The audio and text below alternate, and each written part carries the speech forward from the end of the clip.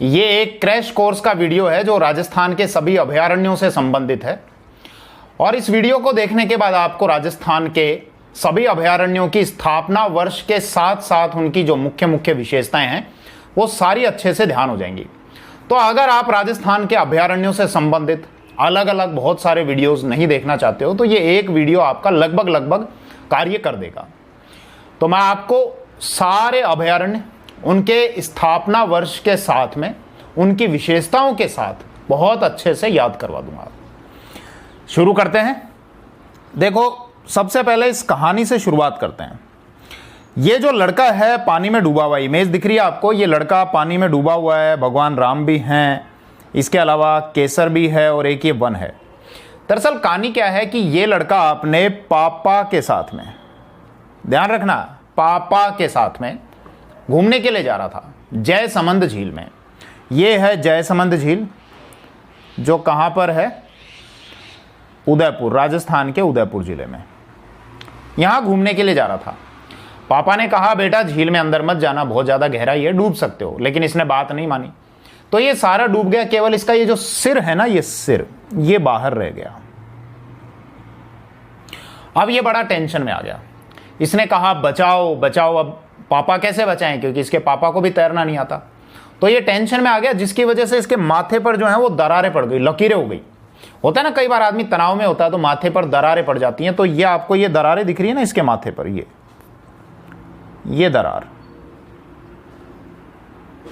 अब इसने भगवान राम की प्रार्थना की तो श्री राम आए और श्री राम ने ये कहा कि बेटा तुमको बाहर तो मैं निकाल दूंगा, लेकिन ज़्यादा देर पानी में रहने की वजह से, इस जयसमंद झील में रहने की वजह से जो तुमको नुकसान हुआ है, उस नुकसान की अगर भरपाई करनी है तो ये केसर खा लेना जो केसर मैं दे रहा हूँ। तो भगवान ने इसको ये केसर दी और ये कहा कि ये केसर यहीं बैठ के मत खाना, किसी वन में जाना, किसी जंगल में जाना और वहां पर ये केसर खाना। तो इसीलिए ये वन में। अब इसमें ये जो इस कहानी में राजस्थान के जो ये 6 अभयारण्य हैं, इन 6 अभयारण्यों को एक ही वर्ष में नोटिफिकेशन इनका निकाला गया था। कौन कौन से अभयारण्य हैं ध्यान देना। एक तो ये लड़का कहाँ गया था? जयसमंद झील में। तो इसका मतलब जयसमंद अभयारण्य जो उदयपुर में है। फिर ये लड़के का केवल आपको सिर दिखाई दे रहा है तो इसका मतलब सिर यानी सरिस्का, सरिस्का अभयारण्य। फिर इसके माथे पर ये दरार पड़ गई थी तो दरार का मतलब हो गया दर्रा। अब श्री राम आए तो श्री राम का मतलब हो गया राम सागर। क्या हो गया? राम सागर अभयारण्य। श्री राम ने इसको केसर दी, यानी केसर का मतलब हो गया केसर बाग अभयारण्य। और वन में ये कहा वन में जाकर खाना, तो वन का मतलब हो गया वन विहार। ये हो गया वन विहार। तो ये राजस्थान के 6 अभयारण्य जो एक ही वर्ष में घोषित किए गए थे। कौन से वर्ष में? तो ध्यान करना, शुरू में मैंने ये बताया है कि ये लड़का अपने पापा के साथ में गया था घूमने के लिए। तो जितने भी अंक होते हैं जब हम उनका हिंदी में उच्चारण करते हैं तो हर किसी का उच्चारण एक अलग अक्षर से होता है। जैसे ए 1, द 2, त 3, च से 4, प से 5, छ से 6, से 7, ए से 8 और न से 9। तो 1 से 9 तक के अंकों का जब हम उच्चारण करते हैं, 9 तक ही करना है क्योंकि 1 से 9 तक आप ध्यान रख लीजिए बहुत है। तो ये प्रत्येक अंक जो है इसका उच्चारण अक्षर अलग अलग होता है। तो यहां पर पा का मतलब क्या हो गया? 5 और 5। और ये कब घोषित किया गया था? 1955 में। राजस्थान के सिर्फ 2 अभयारण्यों को छोड़कर बाकी जितने भी हैं वो 1900 कुछ में ही घोषित किए गए थे, यानी 1955, 1985, 1975। तो इसलिए शुरू का तो ध्यान ही रख लेना 19। और पापा का मतलब क्या हो गया? 5 और 5, यानी 1955 में। अब इनकी क्या क्या विशेषता है थोड़ा सा ध्यान देना। ये पहला है जयसमंद अभयारण्य जो उदयपुर में है। ये आ जाओ यहां पर, ये है उदयपुर और यहां है जयसमंद अभयारण्य। इसको कहा जाता है जलचरों की बस्ती। जलचरों की बस्ती यानी कि यहां जितने भी वन्य जीव आपको मिलेंगे उसमें बहुत सारे, ज्यादा संख्या उनकी है जो पानी में रहते हैं। जयसमंद झील बड़ी प्रसिद्ध झील है, इसका पुराना नाम है ढेबर झील और मेवाड़ के शासक महाराणा जयसिंह के द्वारा इस झील का निर्माण करवाया गया था, इसीलिए जयसमंद झील कहते हैं। बाकी झील के बारे में बाद में बात करेंगे। फिर दूसरा क्या था, वो लड़का डूब गया था, उसका सिर बाहर था, तो सिर का मतलब हो गया सरिस्का। आप सरिस्का के लिए यहां पर आओ, ये अलवर में कौन सा, सरिस्का। तो सरिस्का के बारे में भी थोड़ी थोड़ी बात करें। देखो मैं एक बात स्पष्ट कर देता हूं कि राजस्थान के सारे नेशनल पार्क से और सारे लगभग सारे अभयारण्य से संबंधित मैं बहुत डिटेल्ड वीडियो पहले ही अपलोड कर चुका हूं। तो अगर वो एक एक वीडियो देखेंगे जब, तो कहना ही क्या, तब तो बहुत सारी जानकारी आपको मिल जाएगी। लेकिन कई बार क्या होता है, हमको बहुत जल्दी होती है, तो इसीलिए अगर वो बहुत सारे वीडियोस आप नहीं देखना चाहते, जो कि गलत बात है, आपको देखने चाहिए, तो ये एक वीडियो भी आपका लगभग काम कर देगा। लेकिन फिर भी बहुत ज्यादा डिटेल्ड जानकारी चाहिए तो उन वीडियोस को भी आप देख सकते हैं, ठीक है ना। तो यहां पर मैं सरिस्का पे वापस आ जाता हूं। सरिस्का अभयारण्य जो राजस्थान के अलवर जिले में है, ये वर्तमान में अभयारण्य है। हालांकि राजस्थान सरकार के द्वारा इसको 27 अगस्त 1980 को नोटिफिकेशन जारी कर दिया गया था इसके नेशनल पार्क के लिए। 27 अगस्त 1980 को नोटिफिकेशन राजस्थान सरकार ने जारी कर दिया था, लेकिन केंद्र सरकार ने इसकी अनुमति नहीं दी अभी तक। इसीलिए वर्तमान में आज तक, जब मैं लेक्चर रिकॉर्ड कर रहा हूं मई 2020 में, तो आज तक ये एक अभयारण्य ही है, नेशनल पार्क नहीं है। इसको राजस्थान सरकार के द्वारा अभयारण्य का दर्जा दिया गया था 1955। खैर ये तो ट्रिक में आ गया, जितने भी हैं सब 1955 में थे। यहां इसकी जो विशेषता है वो थोड़ा सा ध्यान रखना कि यहां राजस्थान का दूसरा टाइगर प्रोजेक्ट शुरू किया गया था 1978 में, टीपी यानी टाइगर प्रोजेक्ट।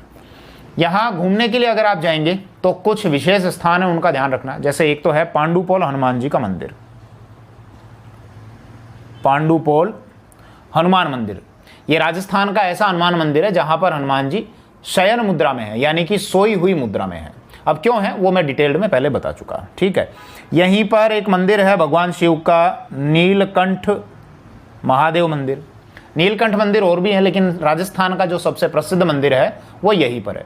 इसकी विशेषता है कि यहां पर गणेश जी जो हैं वो नृत्य करती हुई मुद्रा में है। हालांकि नृत्य करती हुई मुद्रा में शिव जी होते हैं, लेकिन यहां पर गणेश जी नृत्य करती हुई मुद्रा में। और ये जो मंदिर है ये नागर शैली में बना हुआ है, तो आगे मैं लिख देता हूं इसके आगे ब्रैकेट में, नागर शैली, ठीक है। यहीं पर राजा भर्तरी की तपोभूमि भी है, जो उज्जैन के राजा थे लेकिन जिन्होंने संन्यास धारण कर लिया था और यहीं पर आ गए थे। यहीं पर मांडव्य ऋषि की भी तपोभूमि है। यहीं पर अगर आप जाएंगे तो आपको एक होटल भी मिलेगा, होटल टाइगर डेन। यहीं पर आप जाएंगे तो नारायणी माता का मंदिर भी है, बहुत प्रसिद्ध मंदिर है, सेन समाज की कुलदेवी हैं। और बरवा डूंगरी में, तो ध्यान रखना पूछ लिया जाता है, बरवा डूंगरी कौन सी माता का मंदिर है, नारायणी माता का मंदिर है। इसके अतिरिक्त भी यहाँ इसके संबंध में और बहुत सारी बातें हैं कि यहाँ आपको एक तो मोर बहुत मिलेंगे। राजस्थान में सबसे ज़्यादा जो मोर का घनत्व है वो यहाँ पर एक क्षेत्र है काली घाटी, उसमें आपको देखने को मिलेगा काली घाटी का क्षेत्र। और ये कहाँ पर है, यहीं पर। इसके अलावा यहाँ आपको हरे रंग के कबूतर भी बहुत मिलेंगे, हरे रंग का कबूतर। दरअसल ये जो हरा कबूतर है इसको हरिल पक्षी कहा जाता है। ये महाराष्ट्र का राज्य पक्षी है। ये राजस्थान में यहाँ सरिस्का में भी मिलता है। इसके अलावा अजमेर की एक जगह है तिलोरा, वहाँ पर भी मिलता है। तिलोरा जो कि एक आखेट निषिद्ध क्षेत्र भी है। और नागौर के थावला कला गांव में भी मिलता है। और ऐसा नहीं है यहीं पर मिलता है, पक्षी है, उड़कर कहीं भी जा सकता है, लेकिन मुख्य रूप से इन स्थानों पर मिलता है, ठीक है। तो जैसमंद झील का हो गया, सरिस्का का हो गया। अब उस लड़के के सिर पे क्या पड़ रही थी, दरार, यही था ना। ये जैसमंद झील की हमने बात कर ली, फिर सिर यानी कि सरिस्का की हमने बात कर ली, फिर अब दरार पड़ रही थी यानी कि दर्रा। तो दर्रा पे आ जाओ। दर्रा अभयारण्य जो है वो यहां पर है, ये यानी कोटा और झालावाड़ 2 जिलों में है दर्रा। कोटा और जेएच यानी झालावाड़।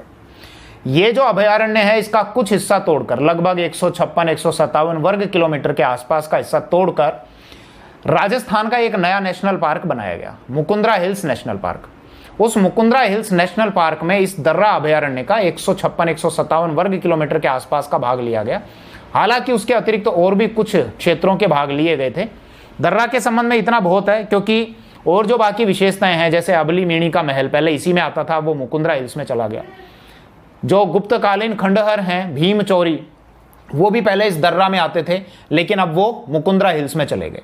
इसी के साथ कुछ और अभयारण्य देखो लगते हुए हम बात कर लेते हैं। जैसे यहां पर ये सर्किल कर रहा हूं मैं राजस्थान के 3 जिलों को। कौन से 3 जिले?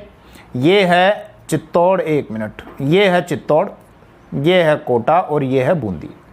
तो इन 3 जिलों को मैंने सर्किल किया और ये अभयारण्य है राजस्थान का जवाहर सागर अभयारण्य। जवाहर सागर अभयारण्य। इसका स्थापना वर्ष ध्यान रखना 1975 में इसकी स्थापना की गई थी। ठीक है साहब। और इस अभयारण्य का भी कुछ भाग लेकर 37-38 वर्ग किलोमीटर के आसपास में, लगभग मैं आइडिया दे रहा हूं, कुछ भाग इसका भी लिया गया था और इसको तोड़कर फिर एक नया अभयारण्य, नया नेशनल पार्क बनाया गया, मुकुंदरा हिल्स नेशनल पार्क। मैं थोड़ा सा एक बार स्पष्ट कर देता हूं कौन सा नेशनल पार्क बोल रहा हूं मैं। मुकुंदरा हिल्स नेशनल पार्क, जो राजस्थान का 3रे नंबर का नेशनल पार्क है। इसका नोटिफिकेशन जारी हुआ था 9 जनवरी 2012 को। ठीक है। और राजस्थान का 3रा टाइगर प्रोजेक्ट भी है। टाइगर प्रोजेक्ट यहां पर, 1 मिनट कलर बदलें, टाइगर प्रोजेक्ट यहां पर शुरू हुआ था 10 अप्रैल 2013 से। 2013। अब इसको जब बनाया गया तो 3 अभयारण्य थे जिनके कुछ कुछ हिस्सों को तोड़कर इसको बनाया गया। एक तो दर्रा अभयारण्य जिसकी मैं बात कर चुका, जो कोटा और झालावाड़ में है।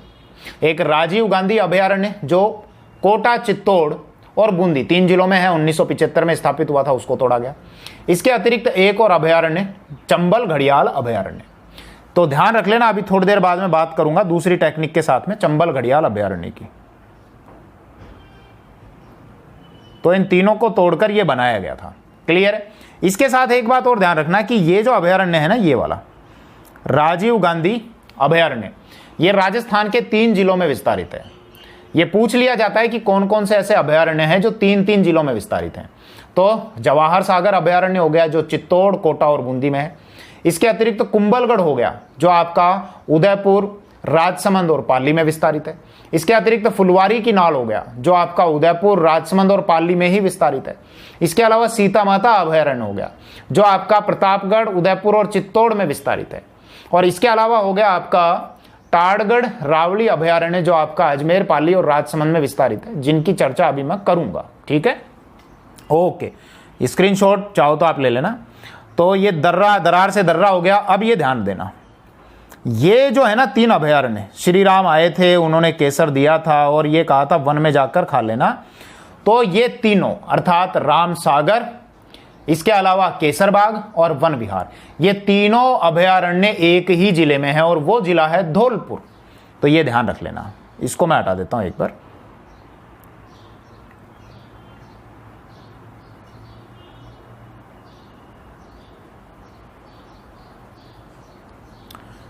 ये धौलपुर जिले पे आ जाओ। ये तो यहां पर तीनों अभयारण्य कौन से? श्री राम यानी राम सागर, फिर केसर यानी केसर बाग और फिर वन यानी वन विहार। ये तीनों कहां पर हैं? धौलपुर में हैं। और ये सारे जो मैंने आपको बताया इस टेक्निक के माध्यम से, ये कौन से वर्ष में स्थापित हुए थे? पापा यानी कि 1955, 5 और 5 में। ठीक है, 6 अभयारण्य हो गए। अगले पे आ जाओ। ये देखिए, ये है एक यहां पर भैंस और ये हैं James Tod, colonel James Tod. Colonel James Tod क्या कर रहे हैं? इस भैंस को अपने पास में बुला रहे हैं। भैंस को एक फूल दिखाया है, दिख रहा है ना फूल। ये फूल का लालच देकर कि ले आ जाए, ये फूल खा ले। बहुत सारे फूल हैं, फूल खिलाने के लिए। भैंस को तो क्या फूल देंगे, तो खिलाने के लिए फूल का लालच देकर अपनी तरफ बुलाया। लेकिन ये भैंस बहुत समझदार थी। इसने क्या देखा कि जेम्स टॉड के पीछे ये एक शेर है और शेर क्या खा रहा है? केला। अब तुरंत इस भैंस ने अपनी लॉजिकल रीजनिंग का उपयोग किया और ये सोचा कि शेर तो कभी केला खाता ही नहीं, अब अगर शेर केला खा रहा है तो इसका मतलब बहुत ज्यादा भूखा है और कर्नल जेम्स टॉड मुझे इस फूल के लालच में फंसाना चाह रहा है। इस शेर के लिए मुझे आमंत्रित कर रहा है ताकि ये शेर खा जाए मुझे। तो इसीलिए भैंस ने जब ये स्थिति देखी तो ऐसी स्थिति में भैंस कभी भी नहीं आती, कभी भी नहीं आती, नहीं आती, नहीं आती, यही बात आपको ध्यान रखनी है। आती, आ का मतलब 8, तय का मतलब 3, यानी कि ये जितने भी अभयारण्य हैं इस ट्रिक में, ये सारे 1983 में स्थापित हुए थे। इनके लिए नोटिफिकेशन 1983 में निकाला था। भैंस का मतलब भैंसरौड़गढ़, भैंसरौड़गढ़, ठीक है। फूल यानी फुलवारी की नाल, फुलवारी की नाल। जेम्स टोड जो राजस्थान के इतिहास का जनक, जिनको हम कहते हैं, हालांकि बहुत सारी गलत बातें भी लिखी हैं, इनके नाम से है रावड़ी टाडगढ़ या टाडगढ़ रावड़ी अभयारण्य, ठीक है। टाडगढ़ रावड़ी अभयारण्य। शेर का मतलब सिंपल, शेरगढ़। केले का मतलब कैला देवी, कैला देवी। तो ये कितने अभयारण्य, 1 2 3 4 एंड 5, तो ये राजस्थान के 5 अभयारण्य हैं जिनको एक ही वर्ष में यानी 1983 में नोटिफिकेशन जारी करके इनको अभयारण्य की घोषणा की गई थी, ठीक है। अब थोड़ी थोड़ी इनकी बात कर लेते हैं। जैसे पहला है भैंस यानी भैंसरौड़गढ़, तो भैंसरौड़गढ़ के लिए आ जाओ यहां चित्तौड़ में, ये चित्तौड़ है, ये भी देखो चित्तौड़ का भाग है और ये भी चित्तौड़ का भाग है। तो चित्तौड़ राजस्थान का ऐसा जिला है जो खंडित है, क्योंकि एक हिस्सा कहीं पड़ा हुआ है, एक हिस्सा कहीं पड़ा हुआ है, तो राजस्थान का खंडित जिला है चित्तौड़, और अजमेर भी है खंडित जिला, ध्यान रख लेना, ठीक है। तो हम इसकी बात कर रहे हैं, यहां चित्तौड़ में यह अभयारण्य है भैंसरौड़गढ़, भैंसरौड़गढ़। ये जो अभयारण्य है ये 2 नदियों के विस्तार पे फैला हुआ है, 2 नदियों के सारे, एक बामनी और एक चंबल, बामनी और प्लस चंबल। यहीं पर एक दुर्ग भी बना हुआ है, सिंपल, कौन सा, भैंसरौड़गढ़ का, और उसको कहा जाता है राजस्थान का वेल्लोर, राजस्थान का वेल्लोर, ठीक है साहब। अब भैंस के अलावा दूसरा क्या था, कर्नल जेम्स टोड उसको क्या दिखा रहे थे, फूल यानी फुलवारी की नाड़। तो यहां आ जाओ, उदयपुर, राजसमंद और पाली, इन 3 जिलों में फैला हुआ है ये फुलवारी की नाड़, ठीक है। ध्यान रख लेना, ये 3 जिलों वाले तो विशेष ध्यान रखना, क्योंकि एग्जामिनर इनसे रिलेटेड क्वेश्चन कई बार पूछ चुका है। तो फुलवारी की नाल, की नाल, 3 जिले हैं। इसके संबंध में ध्यान रखना कि यहां पर इस अभयारण्य में एक डैम बना हुआ है जो मेहंदी डैम या जिसको मेहंदी बांध कहा जाता है, ठीक है, मेहंदी बांध। इसी के साथ साथ कुछ और अभयारण्य ध्यान रखना जिनकी चर्चा मैंने थोड़ी देर पहले की थी कि 3 जिलों में और कौन कौन से अभयारण्य विस्तारित हैं, बता दूं एक बार। तो 1 मिनट, ये थोड़ा सा तो मैं इसको मेहंदी बांध को हटा देता हूं यहां से। एक तो ध्यान रखना, यही जो 3 जिले हैं ना, उदयपुर, राजसमंद और पाली, तो इन्हीं 3 जिलों में एक और अभयारण्य फैला हुआ है, इन 3 जिलों में, और वो अभयारण्य है कुंभलगढ़ अभयारण्य। कौन सा, कुंभलगढ़ अभयारण्य।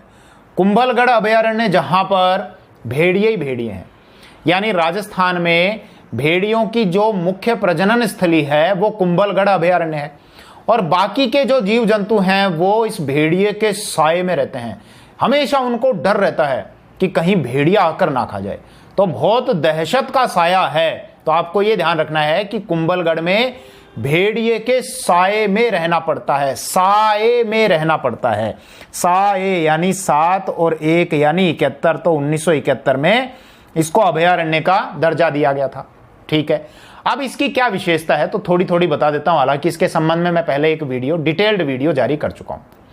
कुंभलगढ़ अभयारण्य में एक तो है रणकपुर जैन मंदिर, ये यहां एरो करके लिखते हैं, रणकपुर जैन मंदिर, ठीक है साहब, जो पाली जिले में आता है। जैनियों का बहुत ही धार्मिक रूप से पवित्र स्थान है, और ऋषभ देव जी जो जैनियों के प्रथम तीर्थंकर थे उनका मंदिर है, ये ध्यान रखना। ऋषभ देव जी का ये मंदिर है यहाँ पर। इसको चौमुखा मंदिर भी कहा जाता है क्योंकि चारों दिशाओं में देखते हुए उनकी मूर्तियां लगी हुई हैं। इसको कहा जाता है स्तंभों का वन, यानी पूरा पिलर्स पे खड़ा हुआ है। टोटल 1444 खंभों पे खड़ा है, ये ध्यान रखना, बहुत सुंदर जगह है। 1444 पिलर्स हैं और क्या कहते हैं इसको, स्तंभों का वन। यानी आपको ऐसा लगेगा जैसे पूरा जंगल पूरा स्तंभों पे, पिलर्स पे खड़ा हुआ है, स्तंभों का वन। ठीक है। इसके लिए जो फाइनेंशियल हेल्प की थी इसको बनवाने के लिए, वो एक जैन व्यापारी थे, धरण शाह या धरणक शाह। ठीक है, धरणक शाह। और इसके जो शिल्पकार थे वो थे देवपाक या देपा, देवपाक या देपा। ये शिल्पकार यानी बनाने वाले थे, इन्होंने पैसा दिया था। स्तंभों का वन कहते हैं, 1444 खंबे हैं। रणकपुर जैन मंदिर है, ऋषभ देव जैनियों के प्रथम तीर्थंकर को ये समर्पित है। चौमुखा जैन मंदिर भी इसको कहते हैं। यहाँ पर भेड़िए हैं, भेड़िए के साए में, यानी 1971 भेड़िए के साए में बाकी जीव जंतु रहते हैं। क्लियर, ठीक है। अच्छा, इसके अलावा एक और ध्यान रखना, जो राजस्थान के 3 जिलों में फैला हुआ है, बता देता हूं मैं एक ही साथ, है ना, अजमेर, पाली और राजसमंद। और ये अभयारण्य है कौन सा, टाडगढ़ रावली अभयारण्य, जो हमारी स्ट्रिक में आ गया। ये है ना कर्नल जेम्स टॉड, टॉड, तो टॉड के नाम से ये टॉडगढ़ या टाडगढ़। ठीक है, तो ये हो गया टॉडगढ़ रावली अभयारण्य। कब स्थापना हुई, वही ट्रिक है, 1983 में, 1983 में। ठीक है, ध्यान ये रख लेना, राजस्थान के 3 जिले अजमेर, पाली और राजसमंद में ये विस्तारित है। ओके, ठीक है। अभी एक और है 3 जिलों में विस्तारित, सीता माता अभयारण्य, उसकी मैं अब दूसरी ट्रिक आएगी तो उसके साथ बात करूंगा। अभी मैंने कौन कौन से बताए जो 3 जिलों में विस्तारित है। राजीव गांधी अभयारण्य जो चित्तौड़, कोटा और बूंदी में है। कुंभलगढ़ अभयारण्य जो उदयपुर, राजसमंद और पाली में है। इसके अतिरिक्त फुलवारी किनार जो उदयपुर, राजसमंद और पाली में है। और टाडगढ़ रावड़ी अभयारण्य जो उदयपुर, अजमेर, राजसमंद और पाली में है। सीता माता अभयारण्य और बचा रह गया, जिसकी अभी मैं बात करूंगा। ठीक है, वापस ट्रिक की तरफ आते हैं। तो भैंस से भैंसरोडगढ़ हो गया, फूल से फुलवारी किनार हो गया, जेम्स टॉड से टॉडगढ़ हो गया। अब देखो आ जाओ शेर, तो शेरगढ़ भी 1983 में स्थापित हुआ था। इनको मैं हटा देता हूं, ये हटाते हैं एक बार, थोड़ा सा स्पेस हो जाए। अब आ जाओ भैया आप शेरगढ़ के लिए, तो इसके लिए हमको चलना पड़ेगा राजस्थान के 12 जिले में। तो 12 जिले में है शेरगढ़। स्थापना कब, वही ट्रिक, 1983 में। इसको कहते हैं सांपों की शरण स्थली, सांपों की शरण स्थली। पूछ लिया जाता है राजस्थान का कौन सा अभयारण्य सांपों की शरण स्थली कहलाता है, तो शेरगढ़ अभयारण्य 12 जिले में। कौन सी नदी के किनारे है, परवन नदी, परवन नदी। यहीं पर परवन नदी के सारे परवन नदी के पास में पुराने मंदिरों की एक श्रृंखला है। बहुत सारे मंदिर हैं, 108 मंदिर, और वो ज्यादातर खंडहर हो चुके हैं। तो वो बहुत प्रसिद्ध जगह है काकुनी, यहीं पर है, ध्यान रख लेना। अब तो कुछ मंदिरों के अवशेष ही बचे हुए हैं। ये शेरगढ़ अभयारण्य की बात हो गई। अब ये शेर क्या खा रहा था, केला, तो केले से ध्यान रखना, कैला देवी अभयारण्य। कैला देवी का नाम सुना है क्या? कैला देवी बहुत ही प्रसिद्ध देवी हैं, जो राजस्थान के करौली जिले में जिनका मंदिर है, उनको पूजा जाता है, बहुत भक्त वहां पहुंचते हैं। तो करौली और सवाई माधोपुर, इन 2 जिलों में, ये तो है सवाई माधोपुर और ये है करौली जिला। कौन सा अभयारण्य, कैला देवी। ध्यान देना, केवला देव मत कर देना। केवला देव राष्ट्रीय पार्क है जो भरतपुर जिले में है, ये यहां पर, ये भरतपुर में है केवला देव। ये क्या है, नेशनल पार्क है। ठीक है ना। और इसको 27 अगस्त 1981 को नेशनल पार्क का दर्जा दिया गया था। 27 अगस्त 1981। इसको क्या कहा जाता है, पक्षियों का स्वर्ग कहा जाता है। बहुत सारे पक्षी हैं, मुख्य रूप से यहाँ जो पक्षी आता है वो आता है साइबेरिया से, जिसको साइबेरियाई क्रेन कहा जाता है। ठीक है, वापस पॉइंट पे आ जाते हैं। तो केवला देव अलग है, कैला देवी अभयारण्य अलग है। कैवला देव नेशनल पार्क है और कैला देवी जो है ये एक सेंचुरी यानी कि अभयारण्य है। कैला देवी अभयारण्य जो कहां पर है आपका, के यानी कि करौली में और एस एम यानी कि सवाई माधोपुर में। ठीक है, यहां पर बाघ विचरण करता है, यानी यहां पर बाघ जो है वो घूमता है, टाइगर घूमता है। थोड़ा सा इसकी लोकेशन समझना आप। इस कैला देवी अभयारण्य के ऊपर यहां पर एक नेशनल पार्क है, इसको मैं थोड़ा सा ठीक बनाऊं। इसके ऊपर यहां सवाई माधोपुर जिले में एक नेशनल पार्क है, और ये नेशनल पार्क है आरटी यानी रणथंबोर नेशनल पार्क। इस रणथंबोर नेशनल पार्क के ऊपर एक अभयारण्य है, ये यहाँ सवाई माधोपुर जिले में है। ये केवल देखो गोला में केवल सवाई माधोपुर में कर रहा हूं, तो सवाई माधोपुर जिले में है। और ये जो अभयारण्य है ये है सवाई मानसिंह अभयारण्य, यहां लिख दें सवाई मानसिंह अभयारण्य। तो इन तीनों की स्थिति समझ लेना देखो बहुत अच्छे से, कि ये रेड जो हमने गोला किया है यहां पर, ये रेड के ऊपर यानी रणथंबोर नेशनल पार्क के ऊपर उत्तर में सवाई मानसिंह अभयारण्य है जो सवाई माधोपुर जिले में आता है। रणथंबोर नेशनल पार्क के नीचे यानी दक्षिण में कैला देवी अभयारण्य है जो सवाई माधोपुर और करौली 2 जिलों में आता है। ठीक है, लगे हाथ ये भी ध्यान रख लेना कि सवाई मानसिंह अभयारण्य जो है ये 1984 में इसको अभयारण्य का दर्जा दिया गया था। क्लियर? ओके, अब इसको मैं हटा देता हूं। रणथंबोर नेशनल पार्क के संबंध में यहां बात नहीं करेंगे। वैसे किसी नेशनल पार्क के संबंध में मैं इस वीडियो में बात नहीं करूंगा ज़्यादा, क्योंकि नेशनल पार्क से रिलेटेड मैं बहुत ज़्यादा डिटेल्ड वीडियो बना चुका हूं, तो वो उनमें ही देख लेना आप, वो ज़्यादा अच्छा रहेगा। रणथंबोर का, इसके अलावा आपका केवला देव का और मुकुंदरा हिल्स का, वहाँ बहुत डिटेल से बता चुका हूँ। तो हमारी ट्रिक पे आ जाते हैं। हमारी ट्रिक में भैंसरोडगढ़ हो गया, फुलवारी किनाल हो गया, टाड़गढ़ रावली हो गया, शेरगढ़ हो गया और कैला देवी अभयारण्य हो गया। ठीक है साहब, अब आगे की ट्रिक पे चलते हैं। ये देखो, ये सीता माता है, सीता माता, और ये अपने 2 बेटों के साथ में 2 सन, हम बेटे नहीं बोलेंगे, हम बोलेंगे सन। सन का मतलब क्या होता है? पुत्र होता है। तो अपने 2 सन लव और कुश के साथ में बैठी हुई है, और इन्होंने क्या कहा लव और कुश को कि बेटा यहीं आसपास में खेल लेना, ज्यादा दूर मत जाना। सीता माता ने अपने पुत्रों से कहा, लेकिन लव कुश अभी छोटे हैं, बच्चे हैं, नहीं मानी मां की बात और खेलने के लिए चले गए, दूर खेलने के लिए चले गए। किसके साथ खेलने गए? ये देखो घड़ियाल के साथ में, घड़ियाल के साथ में खेलने के लिए चले गए। तो यहां पर आपको क्या ध्यान रखना है, देखो कि ये दोनों सीता माता के सन है लव और कुश। तो सन का मतलब हो गया 6 यानी 7 और नय का मतलब 9, यानी कि इस ट्रिक में जो अभयारण्य है वो 1979 या 1979 में स्थापित किए गए थे। कौन सा? एक तो सिंपल सीता माता के नाम से सीता माता अभयारण्य, और दूसरा घड़ियाल के नाम से चंबल घड़ियाल अभयारण्य, जिसका पूरा नाम है राष्ट्रीय चंबल घड़ियाल अभयारण्य। अब थोड़ी थोड़ी इनकी भी बात कर लेनी चाहिए। तो सबसे पहले आ जाओ आप सीता माता अभयारण्य के लिए। सीता माता अभयारण्य के लिए हमको मुख्य रूप से चलना पड़ेगा प्रतापगढ़, मुख्य रूप से। तो मैं एक सर्किल करता हूं, देखो ये प्रतापगढ़ का कुछ ये भाग लिया ज़्यादा, फिर उदयपुर का कुछ भाग लिया और चित्तौड़ का कुछ भाग लिया। तो सीता माता अभयारण्य जो है ये 3 जिलों में, उदयपुर, चित्तौड़ और मुख्य रूप से प्रतापगढ़ जिले में फैला हुआ है। मुख्य रूप से प्रतापगढ़ में है, लेकिन इसका कुछ भाग उदयपुर में भी आता है और चित्तौड़ में भी आता है। तो 3 जिले।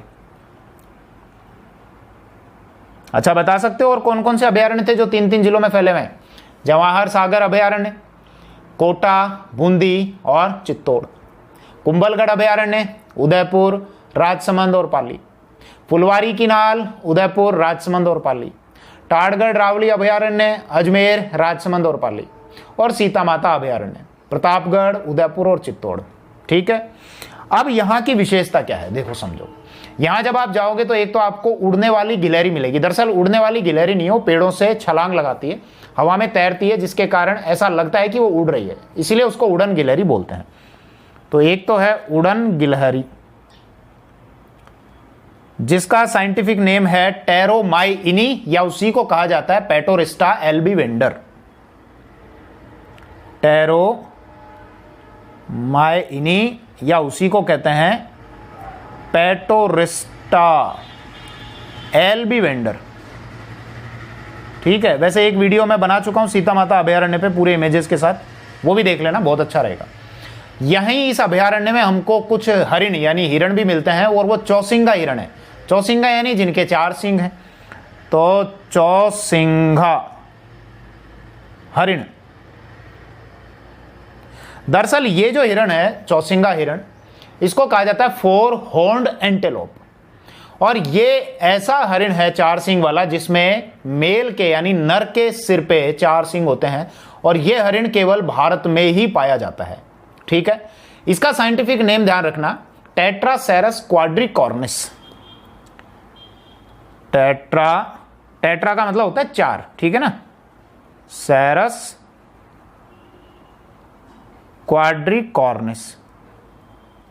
कुछ और बातें ध्यान रखना, ये हरिण आपको सीता माता अभयारण्य में भी मिलता है। सीता माता अभयारण्य में इसको कहते हैं भेड़ल, ये स्थानीय नाम है, वहां के जो लोकल लोग हैं वो भेड़ल कहते हैं। और ये अभयारण्य आपको कुंभलगढ़ अभयारण्य में भी मिलता है, सॉरी ये हरिण आपको कुंभलगढ़ अभयारण्य में भी मिलता है, और वहां इसको कहा जाता है घटेल। ये कुंभलगढ़ अभयारण्य जो आपका यहां पर था, उदयपुर, राजसमंद और पाली, जहां पर भेड़िए थे, यहां इसको क्या कहते हैं, घटेल। तो कोई घटेल या भेड़ल कहे तो समझ जाना किसकी बात हो रही है। इसके अलावा ध्यान रखना, ये जो उड़ने वाली गिलहरी है ना, उड़न गिलहरी, दरअसल तैरती है, इसका भी एक स्थानीय नाम है, जंगलों में इसको कहा जाता है मशोवा। और ऐसा नहीं है ये गिलहरी केवल राजस्थान में पाई जाती है, और भी कई जगह पाई जाती है। जैसे भारत का एक नेशनल पार्क है नामदफा नेशनल पार्क, जो भारत के अरुणाचल प्रदेश में है और भारत का सबसे पूर्वी, अंतिम पूर्वी नेशनल पार्क है, वहां पर भी बहुत मिलती है। जम्मू कश्मीर में भी मिलती है, बहुत जगह मिलती है। ठीक है साहब, तो सीता माता अभयारण्य की मुख्य बात हो गई। यहां से कुछ नदियां भी निकलती हैं, जैसे सीता माता है, भूदो है, नालेश्वर है, टांकिया है, कर्मोई या कर्ममोचिनी नदी है, वो आप लिख लेना। दूसरा क्या था ट्रिक में, घड़ियाल। तो राष्ट्रीय चंबल घड़ियाल अभयारण्य, अब इसकी भी बात करते हैं।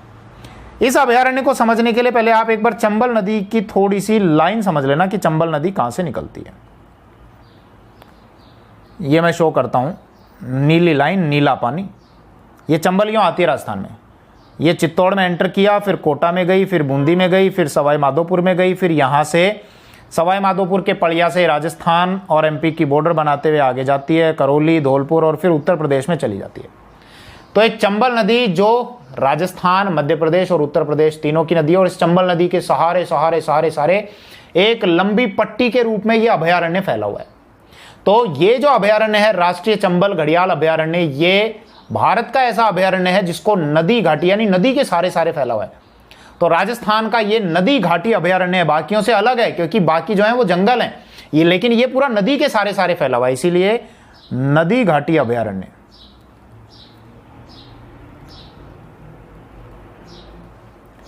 ये अभयारण्य कितने जिलों में है, अब पूरी लंबी पट्टी है तो 5 जिलों में फैला हुआ है। कौन कौन से, देखो चंबल नदी जहां जहां बह रही है इसमें एक जिला छोड़ दो, केवल ये चित्तौड़ छोड़ दो, इसके अलावा बाकी जितने भी जिले हैं ये सारे जिलों में विस्तारित है। कौन से, कोटा, बूंदी, सवाई माधोपुर, करौली और धौलपुर, यानी राजस्थान के 5 जिलों में फैला हुआ है, ध्यान रखना।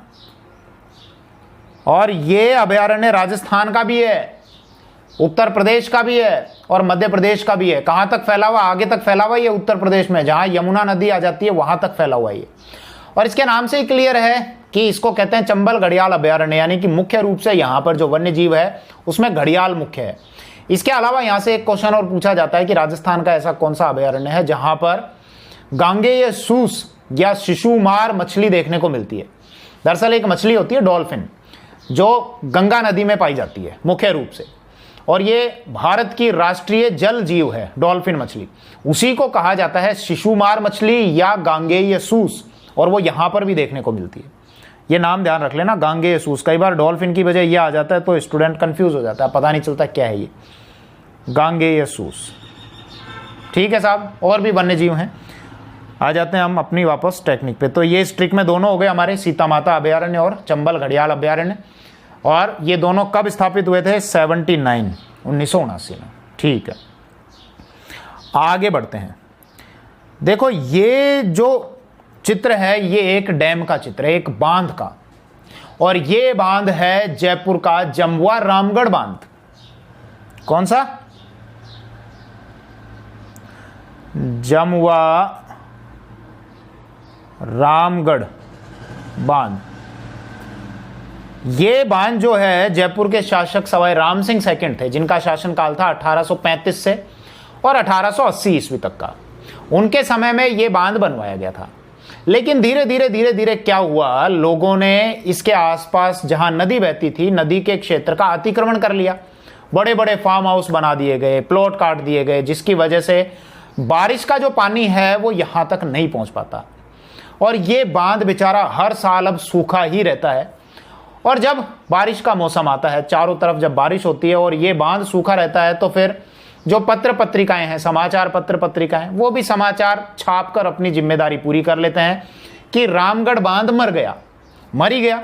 खैर, हमको यहां पर जो ध्यान रखना है कि जब ये पूरा भरता था पानी से, तब हम इसको पूरा बांध कह सकते थे। लेकिन अब ये पूरा तो भरता नहीं है, इसीलिए हम इसको क्या कहेंगे, आधा बांध। क्या कहेंगे, आधा बांध। तो यही आपको ध्यान रखना, आधा को मैं लिख रहा हूं आधा। तो अब इससे ध्यान रखना कि ये जो अभयारण्य स्थापित हुआ था, जमुआ रामगढ़ अभयारण्य, ये आ यानी 8, द यानी 2 यानी 1982 में स्थापित हुआ था। तो एक तो ये अभयारण्य जो जयपुर में आता है। इसके अलावा जमुआ रामगढ़ में एक नाम है रामगढ़। रामगढ़, तो इसी से ध्यान रखना, एक और अभयारण्य है, और वो अभयारण्य कौन सा है, रामगढ़ अभयारण्य। भाई एक राम से मैंने पहले भी आपको बताया था, राम सागर, वो तो कहां पर था, धौलपुर में था। और ये कौन सा है, रामगढ़ अभयारण्य। ठीक है, और ये है रामगढ़ विषधारी, इसका पूरा नाम है रामगढ़ विषधारी, जो कहां पर आता है, आपके बूंदी में। इन दोनों अभयारण्य को हम एक बार राजस्थान के मैप पे भी देख लेते हैं। तो एक तो कौन सा है, जमुआ रामगढ़, जो यहां जयपुर में है,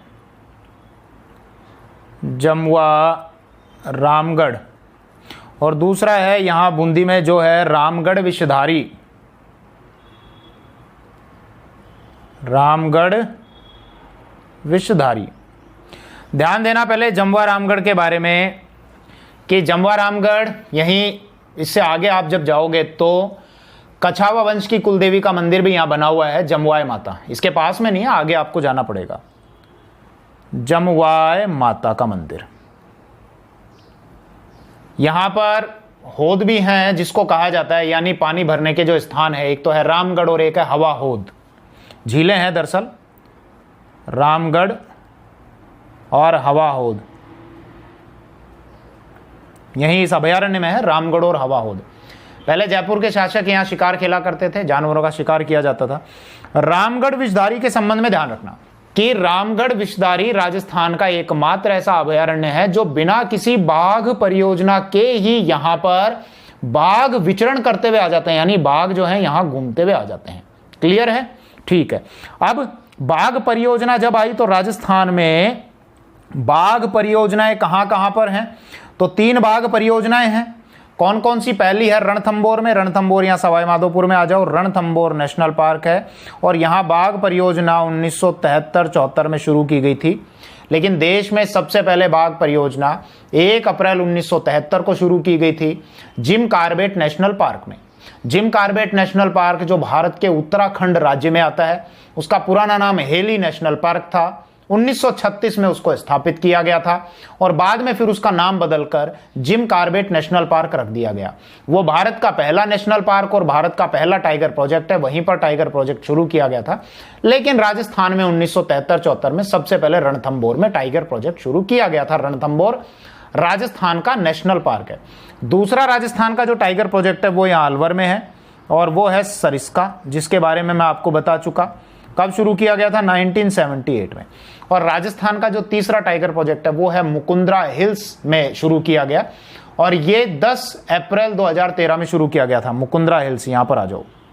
मुकुंदरा हिल्स नेशनल पार्क जो कोटा और चित्तौड़ में फैला हुआ है, लेकिन टाइगर प्रोजेक्ट के अंतर्गत कोटा भी आता है, चित्तौड़ भी आता है, बूंदी भी आता है और झालावाड़ भी आता है। तो टाइगर प्रोजेक्ट में तो ये 4 जिले आ जाएंगे, लेकिन मुकुंदरा हिल्स नेशनल पार्क के अंतर्गत, यानी वो हिस्सा जो केवल राष्ट्रीय पार्क में आता है, वो 2 जिलों में फैला हुआ है।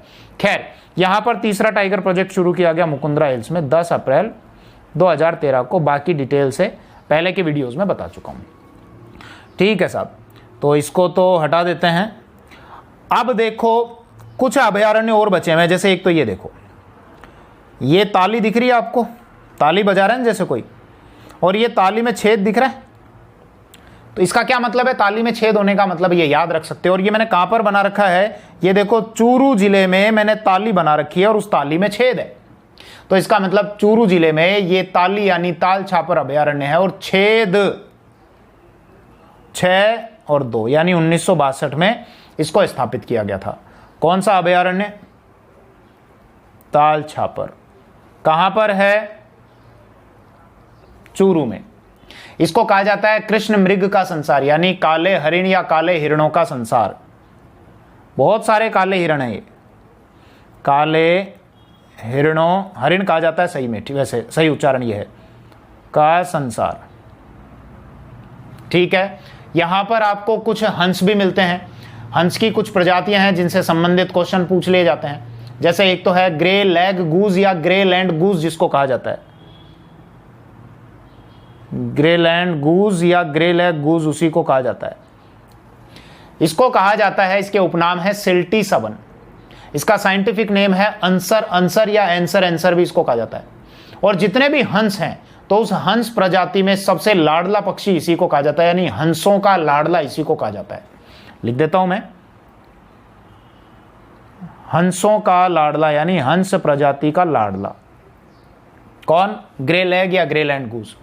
साइंटिफिक नेम अंसर अंसर या एंसर एंसर भी कहा जाता है। उपनाम सिल्टी सबन, सिल्टी सबन। और भी यहां पर एक हंस मिलता है और वो है bar headed goose, bar headed goose. ये बार यानी बाहर से आता है, कहां से, तिब्बत के पठार की तरफ से उड़ता हुआ आता है। इसका साइंटिफिक नेम है एंसर या अंसर इंडिकस। आंसर लिख दो या आंसर लिख दो ना, इंडिकस, इंडिकस। इसके अलावा यहां पर एक और पक्षी आता है मुख्य रूप से, जो अपने साथी की तलाश में लंबी लंबी यात्राएं करता है, और उस पक्षी को राजस्थान में विरह का प्रतीक माना जाता है। और वो पक्षी है कुर्जा पक्षी, जिसको डोमिसेल क्रेन कहा जाता है। कौन सा, कुर्जा पक्षी। बहुत दूर से उड़ता हुआ आता है अपनी साथी की तलाश में। लेकिन ये पक्षी अगर आपको बहुत बड़ी संख्या में, हजारों की संख्या में देखने, 15-20 हजार की संख्या में, तो राजस्थान के जोधपुर जिले में एक तहसील है फलोदी, और फलोदी में एक गांव है आपका खींचन गांव। ये जोधपुर में आ जाओ, जोधपुर में है फलोदी, और फलोदी में एक गांव है खींचन। यहां पर हजारों की संख्या में ये कुर्जा पक्षी देखने को मिल जाते हैं। ठीक है साहब, ओके। अब ध्यान देना, ताल छापर की बात हो रही थी, वापस इसी पे लौट के आ जाते हैं। ये क्षेत्रफल के आधार पर राजस्थान का सबसे छोटा अभयारण्य है। इसका क्षेत्र तीसरा सबसे छोटा अभयारण्य है। इसका क्षेत्रफल है 7.19 किलोमीटर स्क्वायर। तो ये राजस्थान का तीसरा सबसे छोटा अभयारण्य है क्षेत्रफल के आधार पर। तो लगे हाथ हम इस विषय को कनेक्ट कर देते हैं कि इससे पहले राजस्थान के 2 सबसे छोटे अभयारण्य कौन से हैं, वो भी कनेक्ट हो जाएगा, और फिर राजस्थान का सबसे बड़ा अभयारण्य कौन सा है वो भी कनेक्ट हो जाएगा। तो एक एक चीजें कनेक्ट होती चली जाएंगी। सबसे छोटे के लिए यहां आ जाओ, अलवर में। अलवर में एक अभयारण्य है सरिस्का ए। कौन सा, दरअसल सरिस्का को तोड़कर ही सरिस्का ए बनाया गया। 26 जून 2012 को गवर्नमेंट ने एक नोटिफिकेशन निकाला था। 26 जून 2012 यानी कि 26 जून 2012 को ये सरिस्का ए बनाया गया, और ये राजस्थान का सबसे छोटा, क्षेत्रफल के आधार पर सबसे छोटा अभयारण्य। इसका क्षेत्रफल है 3.0122 किलोमीटर स्क्वायर। मैं इतना ही लिख देता हूं, 3.01। क्लियर है। इसके बाद जो दूसरे नंबर पे आता है सबसे छोटा, वो है सज्जनगढ़ अभयारण्य। सज्जनगढ़ के लिए यहां आ जाओ, उदयपुर में। कौन सा अभयारण्य, सज्जनगढ़ अभयारण्य। देखो इसकी स्थापना कब हुई थी, तो अभी हमने देखे जितने भी अभयारण्य हैं, कुछ अभयारण्यों को छोड़ दें जिनकी मैं बाद में बात करूंगा, तो ज्यादातर कब स्थापित किए गए, 1900 कुछ में, यानी 1983 या 1975 या 1985। तो इसमें आप ये ध्यान रखना, ये जो अभयारण्य है ये सै से स्टार्ट हो रहा है, यानी सज्जनगढ़। सै का मतलब सज्जनगढ़ और सै का मतलब हो गया 7, यानी 7। और ज्यादा जो अभयारण्य हैं वो 80 की सीरीज में ही राजस्थान में स्थापित हुए हैं। तो इसीलिए आप ध्यान रख लेना कि 80 की सीरीज में, यानी ये 1987 में इसको अभयारण्य का दर्जा दिया गया था। उदयपुर में ये आता है। सज्जनगढ़ अभयारण्य में आप घूमने जाएंगे तो बहुत अच्छी जगह जाइए। यहाँ पर एक दुर्ग बना हुआ है, एक गढ़ बना हुआ है, जिसको क्या कहते हैं? सिंपल, सज्जनगढ़, उसी के नाम से तो ये है। जिस पहाड़ी पर बना हुआ है वो पहाड़ी है बासंदरा की पहाड़ी। बासंदरा की पहाड़ी। यहां पर एक टीले नुमा आकृति भी है जिसको कहा जाता है हमो की भू। हमो की भू। यहां पर राजस्थान का बायोलॉजिकल पार्क भी विकसित किया गया। दरअसल पहले लोग चिड़ियाघर में घूमने के लिए जाते थे। चिड़ियाघर में जानवरों को छोटे छोटे पिंजरों में कैद कर दिया जाता था, लेकिन अब यह कॉन्सेप्ट बदल रहा है कि छोटे पिंजरों की बजाय उनको बड़े बाड़े में रखा जाए और उसी को कह दिया जाता है बायोलॉजिकल पार्क, जहां पर जीव, जो भी वन्य जीव हैं, वो लगभग अपने प्राकृतिक आवास जैसा ही महसूस करते हैं। तो यहां बायोलॉजिकल पार्क स्थापित किया गया है जिसको सज्जनगढ़ बायोलॉजिकल पार्क कहा जाता है। यह राजस्थान का दूसरा बायोलॉजिकल पार्क है। राजस्थान में टोटल जो बायोलॉजिकल पार्क है, ध्यान रखना, पहला तो है नाहरगढ़ जो जयपुर में है, नाहरगढ़ बायोलॉजिकल पार्क जयपुर में। कुछ किताबों में इसको दूसरा बताया हुआ है, ठीक है। और कौन सा है? सज्जनगढ़, ये मैंने आपको बताया। इसके अतिरिक्त माचिया सफारी जो जोधपुर में है, माचिया सफारी कहां पर? जोधपुर में। सज्जनगढ़ कहां पर? यू यानी उदयपुर में। इसके अतिरिक्त हो गया मरुधरा जो बीकानेर में, अभी पूरा विकसित नहीं है, शायद काम चल रहा है उसका। मरुधरा बायोलॉजिकल पार्क बीकानेर में, बीकानेर। और इसके अतिरिक्त आभेड़ा बायोलॉजिकल पार्क या आभेड़ा बायोलॉजिकल पार्क कोटा में, आभेड़ा या आभेड़ा बायोलॉजिकल पार्क, ये के यानी कोटा में। बाकी और बाद में बनते जाएंगे क्योंकि अब चिड़ियाघर का कॉन्सेप्ट तो वैसे खत्म हो गया। तो ये हमने वापस पॉइंट पे आ जाते हैं। हम बात कर रहे थे इस सज्जनगढ़ अभयारण्य की जो उदयपुर में है, और ये क्षेत्रफल के आधार पर राजस्थान का दूसरा सबसे छोटा अभयारण्य। इसका क्षेत्रफल है 5.19 किलोमीटर स्क्वायर, ठीक है साहब। सबसे छोटा सर इसका है 3.012 वर्ग किलोमीटर। दूसरा सज्जनगढ़ 5.19 वर्ग किलोमीटर जो उदयपुर में। और तीसरा ताल छापर अभयारण्य जो कहां पर है? आपके चूरू जिले में है, 7.19 वर्ग किलोमीटर, ठीक है। स्क्रीनशॉट ले लेना, हटा देता हूं इसको। अब देखो भैया, ये जो अभयारण्य अभी तक हमने ये देखे टेक्निक के माध्यम से, तो कुछ अभयारण्य और मैं बताऊंगा, एक आध आपको भी याद करने के लिए दूंगा क्योंकि इतना तो आप याद कर ही सकते हो। दिमाग में सवाल नहीं आ रहा क्या साहब? सबसे छोटे अभयारण्य बता दिए तो सबसे बड़ा अभयारण्य भी तो बताओ। तो सबसे बड़ा अभयारण्य बताऊं आपको? लेके चलता हूं आपको। यहां ये 2 जिले हैं, इन 2 जिलों में राजस्थान का सबसे बड़ा अभयारण्य फैला हुआ है, जोधपुर और जैसलमेर और बाड़मेर में। और यह अभयारण्य है राष्ट्रीय मरु उद्यान जैसलमेर, राष्ट्रीय मरु उद्यान जैसलमेर।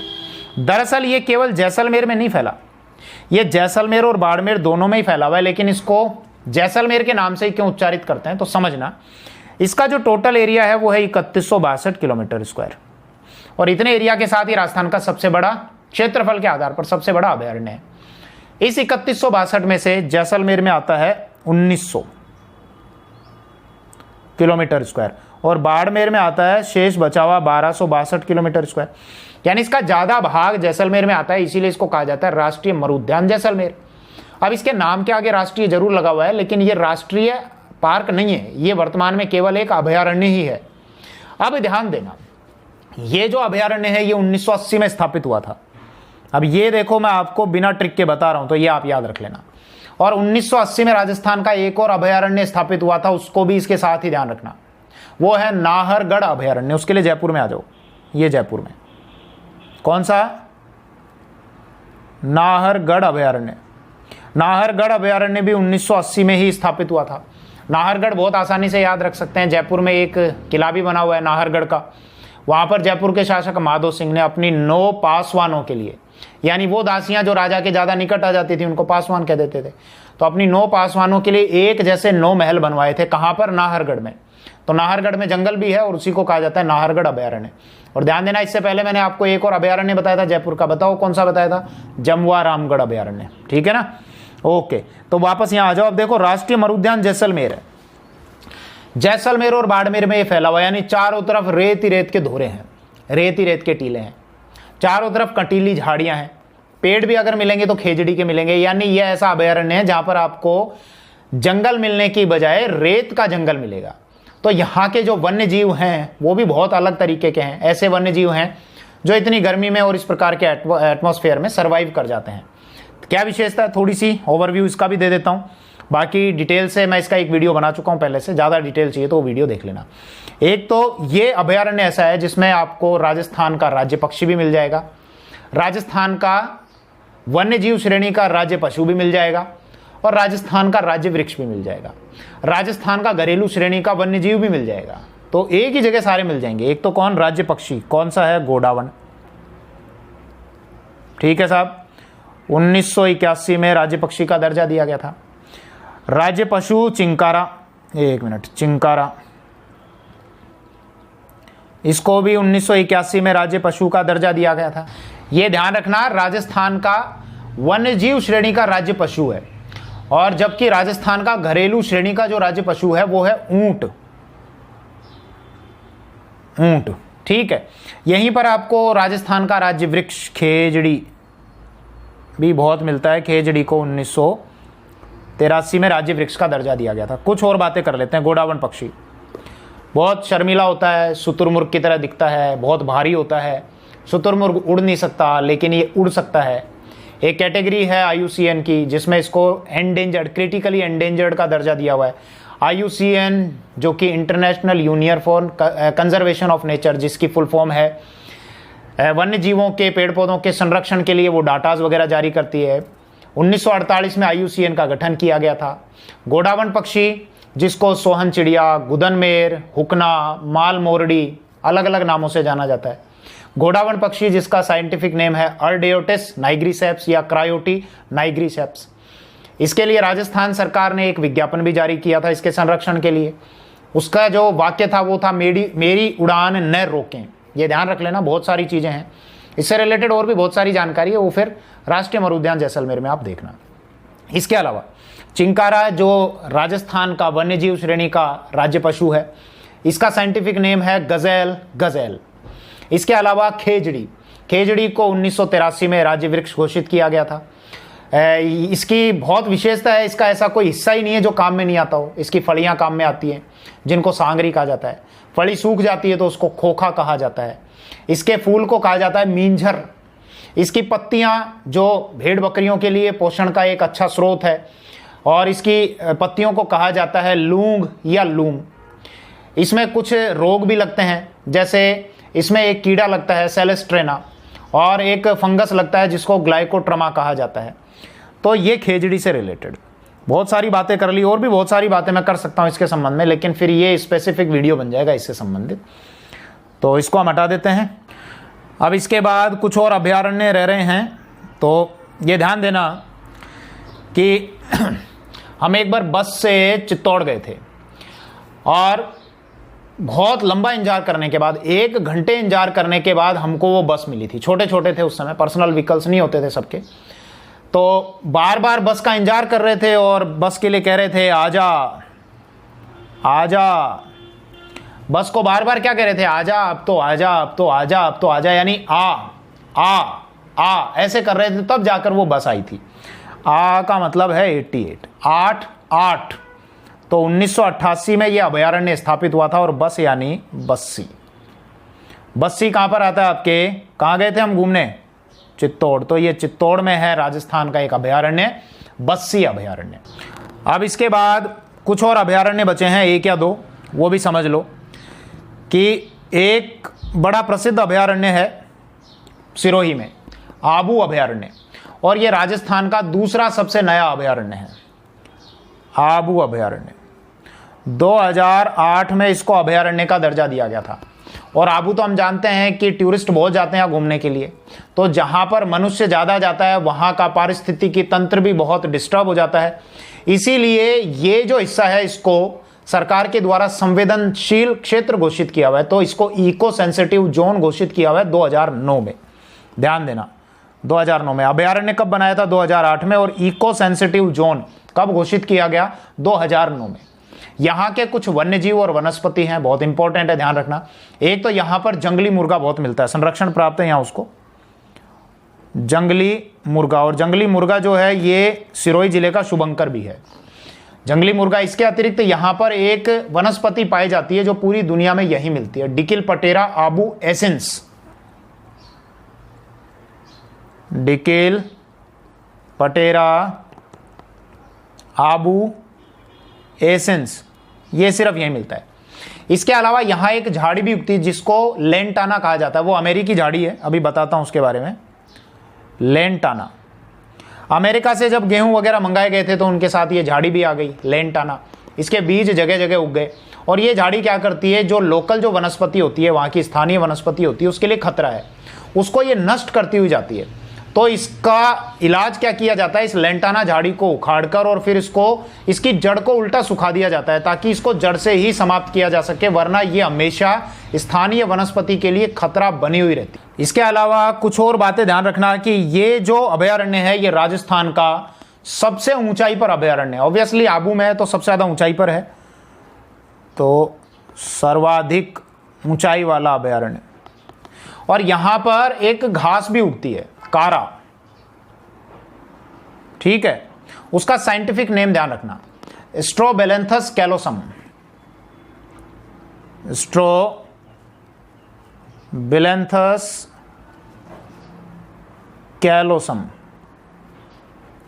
अभी ये भैया राइटिंग थोड़ी सी एडजस्ट कर लेना, क्योंकि होता क्या है जब आप एक चिकने सरफेस पे लिखते हो, लैपटॉप की स्क्रीन पे लिखते हो तो थोड़ी सी समस्या तो आती है, पेन स्लिप करता है।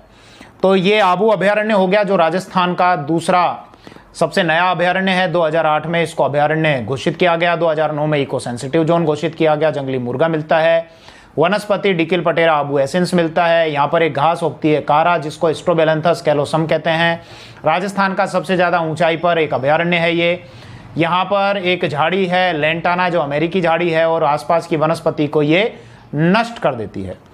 अब इसके अलावा देखो, एक जो अभयारण्य है वो कब स्थापित हुआ वो मैं आपको नहीं बताऊंगा, वो आपको ही याद रखना है।